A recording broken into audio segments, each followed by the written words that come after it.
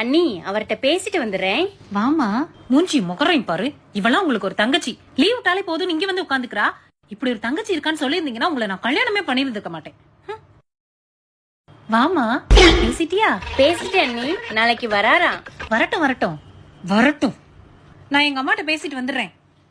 மூஞ்சியும் முகரையும் பாரு. ஏனே உன் டேஸ்ட் இவ்வளவு மட்டமா இருக்கு?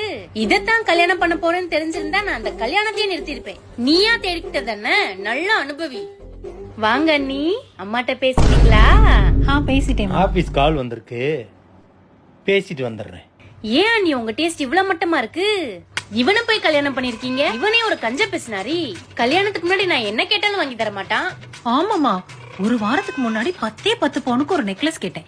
இப்ப வரைக்கும் வாங்கி தரல. கஞ்ச பிசினாரி. வாங்க, உங்களை பத்தி தான் பெருமையா பேசிட்டு இருந்தோம் இல்ல? நீங்க 2 பேர் தானே? நம்பிட்டேன்.